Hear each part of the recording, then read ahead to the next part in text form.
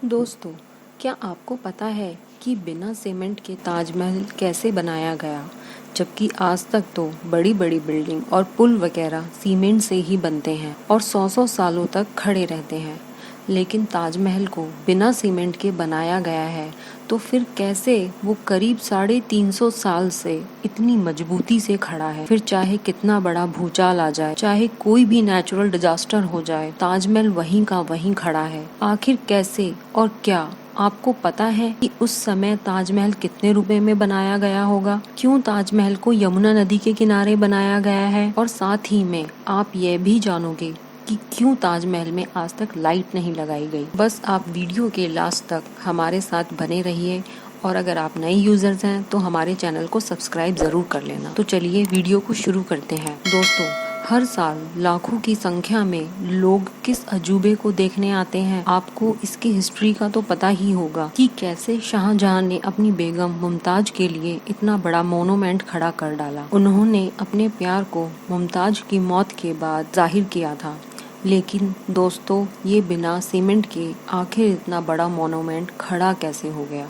जबकि सीमेंट का आविष्कार 1824 में एस्प्रिन नाम के एक इंसान ने की थी, जो कि इंग्लैंड में रहते थे, और इन्होंने ही दुनिया की सबसे पहली सीमेंट की कंपनी बनाई, जिसका नाम था पोर्टलैंड सीमेंट।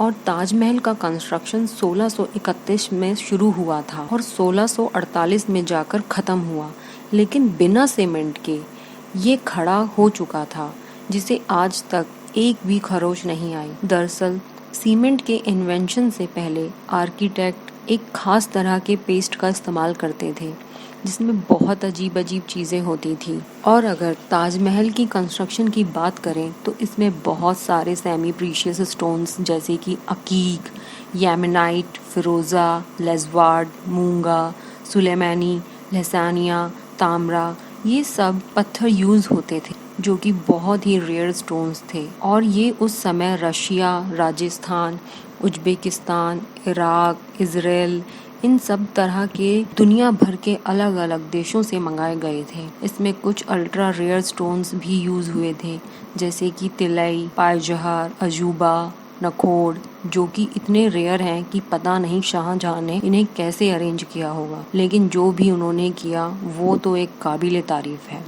और तो और, जो सीक्रेट पेस्ट ताजमहल को बनाने में इस्तेमाल होता था, उसमें गुड़, बताशे, बेलगिरी का पानी जैसी और भी बहुत सारी चीज़ों को डालकर पेस्ट बनाया जाता था, और ये पेस्ट सीमेंट जितना ही स्ट्रॉन्ग होता था। दोस्तों, जहाँ बुर्ज खलीफा की नींव बड़े बड़े स्टील के पाइप से रखी गई, वहीं ताजमहल की नींव लकड़ियों से रखी गई थी। अब आप कहीं ये तो नहीं सोच रहे कि भला लकड़ी की नींव 370 साल से कैसे चल रही है? दरअसल इसमें सबसे बड़ा रोल यमुना नदी का है।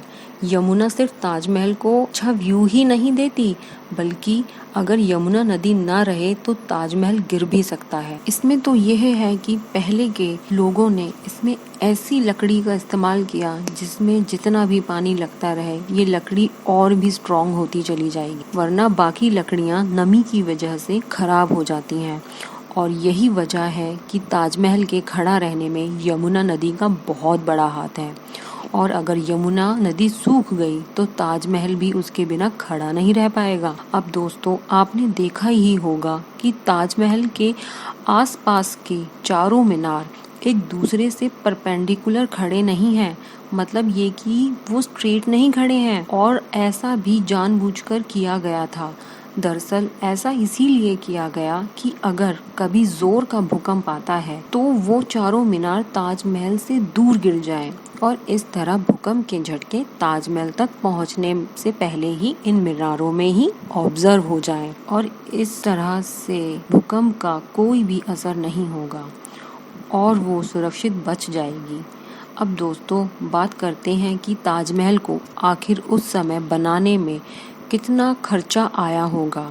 आप जानते ही हैं कि उस समय में 1 रुपए की कीमत भी बहुत ज़्यादा होती थी, और अगर इंस्टॉलेशन के हिसाब से देखें तो आज ताजमहल की कॉस्ट आती है अप्रॉक्स 1 से लेकर 2 बिलियन डॉलर यानी करीब 8,000 करोड़ से लेकर 10,000 करोड़ तक इस मॉन्यूमेंट को बनाने में खर्चा हुआ है।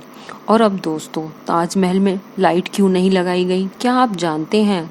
दरअसल ताजमहल का सफ़ेद रंग लाइट को सबसे ज़्यादा रिफ्लेक्ट करता है और इसीलिए अगर रात के समय ताजमहल पर लाइट लगा दी गई तो ताजमहल के पत्थर लाइट को रिफ्लेक्ट करेंगे और साथ ही में ताजमहल भी काफ़ी ज़्यादा चमकेगा, जिससे आसपास के कीड़े मकोड़े उस पर आकर चिपकेंगे और ताजमहल के पत्थर को भी नुकसान पहुंचाएंगे। और यही वजह है कि आज तक ताजमहल पर लाइट नहीं लगी। दोस्तों, वीडियो अगर पसंद आए तो उसे लाइक और शेयर ज़रूर करना और चैनल को सब्सक्राइब करना ना भूलें।